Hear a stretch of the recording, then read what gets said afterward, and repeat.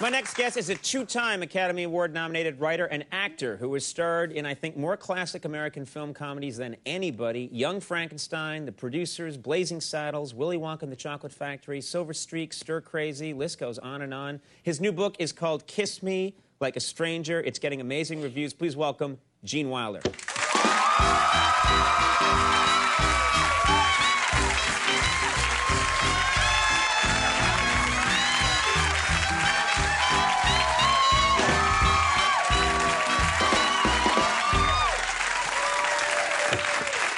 Wow.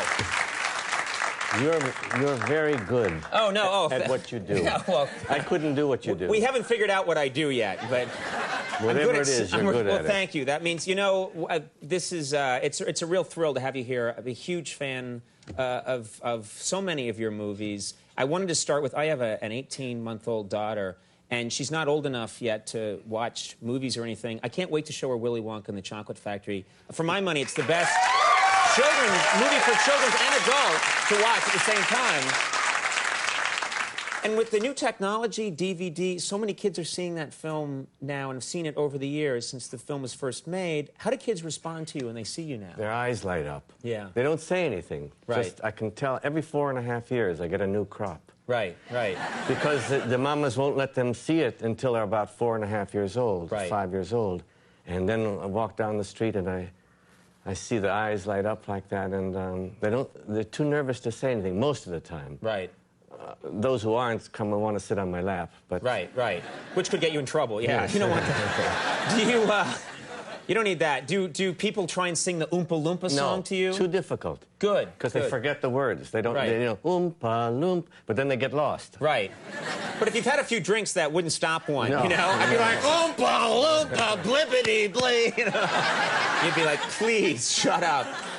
You know, one of the things I love so much about that movie that makes it work for me, which is unlike a lot of children's movies are afraid to have any menace. And Willy Wonka, there's some darkness in that role that you added to the character, and I think that probably scared some moms away when the movie first came out. It did, because it wasn't a commercial success. No, which always surprised me. When the movie came out, you know, the movie didn't do that well, and I think it was because there's some scariness to it a little bit. The kids weren't scared. Right. The mothers were scared. Right, right. On behalf of the kids. On behalf of the kids. But right. The kids knew it was a morality play. Right, right. And where do you draw the line? And they wanted the line drawn. Right. Right. The mothers were afraid of it. Right. And it's interesting, as the kids get older, I think the parents feel okay with them seeing it, and then they realize there's nothing scary about this movie at all. No.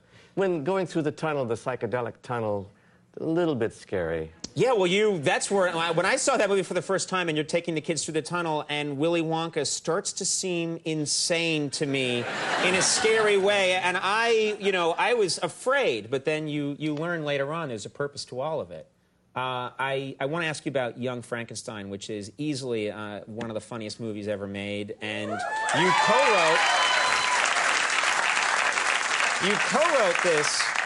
co-wrote this film, and Mel Brooks directed the movie, and I only found out much later on that my favorite scene in the whole movie, and I think for many people their favorite scene, is when Dr. Frankenstein, you do the number, the tap dance number, putting on the Ritz with the monster, and it's so insane and so absurd, and I only realized later on, I guess, that was your idea, and Mel Brooks didn't want to do it. Is that right? No, I would write all day, and then he'd come over after dinner and look at, yeah. Okay, now, we need a villain. The Burgermeister isn't a good enough villain. We need a real villain, and so on. And one night he came over, and he looks at the pages, and he says, "You tap dance to Irving Berlin?" Right. In Top Hat and Tails with the monster? Right. He said, "Are you crazy? It's frivolous." Right. And I started to argue, and then I argued for about 20 minutes till I was at least red in the face. I think it may have been blue. And all of a sudden, he says, "Okay, it's in." And I said, "Well, why did you put me through this?" Right. He said, "Because I wasn't sure if it was right or not. And if you didn't argue for it, I knew it would be wrong. But if you really argued, I knew it was right." That's actually an interesting technique. Well, so if you hadn't, if you just went like, "Oh, okay, whatever, maybe it is a stupid idea." But I knew him well, and that is the only argument that we've ever had. Yeah. Well, and I think also it was one of the one of the earliest movies I saw that was a comedy where the acting was so straight and so sincere. Do you know what I mean? You're believing in everything 1,000%, and that's what makes it so funny. 18 years of study. Right, right. In order to learn, finally, that the more real you can make a comedy, the funnier it's going to be. Right. Instead of making faces and doing funny sounds and all of that. Right. It's why I've been barred from the movies, I think, for the most part. No. You did so much great work with Richard Pryor, and you guys seem to have this chemistry that doesn't come along that often in movies. Did you feel the same way with Richard Pryor? Did you feel it while you were working with him? From the first day. And I'll tell you something, I don't want to be shocking you, but it's a little bit like a sexual chemistry. I mean, look, it's true. Right, right. I mean, right. You see someone and you say, I really am attracted to that woman. Right. And someone says, but why her? This girl is much prettier. Right. She's taller, she's shorter, she's fatter, she's slimmer. Why that one? I don't know. I am. Right, I'm just. And when Richard and I did our first scene, some magic happened, what they call chemistry. Right. And he improvised. I used to improvise in class, but not in front of the movie camera. Right. And I would answer him back and forth, and we were on such a similar wavelength. Not in private life so much. That's interesting. It didn't translate off camera.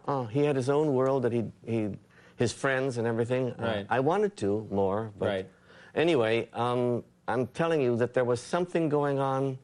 When we did that first big scene in Stir Crazy and tore the place apart, the prison, at the same moment, we both started to hum, to sing, da-dum, da-dum, da-dum, da-dum, da-dum, da-dum, Laurel and Hardy. Right. And when Sidney Poitier said, cut, I said, did you know you were going to do that? And he said, no. Did you know? I said, no, I didn't. But we both did it on beat at the same time. That's just, there's something in the air. That's just magic. Yeah, no one can explain that. That's very cool. You know, I was reading through your book, and one of the things that made me so happy, because I've been such a fan of you and your work, is that you've been through so much. You've had incredible career success. You've had high highs. You've had tragedy in your life. And when you get to the end of the book, you seem like you're in a really good place now. You're happy. And that made me feel really, that made me feel good, because I want you to be happy. So that was nice. That's true, right? You feel good. I'm happier than I've ever been in my life. That's fantastic. Well, that makes, I wish we had more time, but the biggest kick for me in having a show like this is that I get to meet people who influenced me and meant a lot to me the way you have. So thank you so much for being here. Go out and buy this book. It's an incredible story. Gene Wilder, Kiss Me Like a Stranger. Check it out. Thank you so much. Real honor to have you here. All right. Brian Kiley when we come back. Stick around.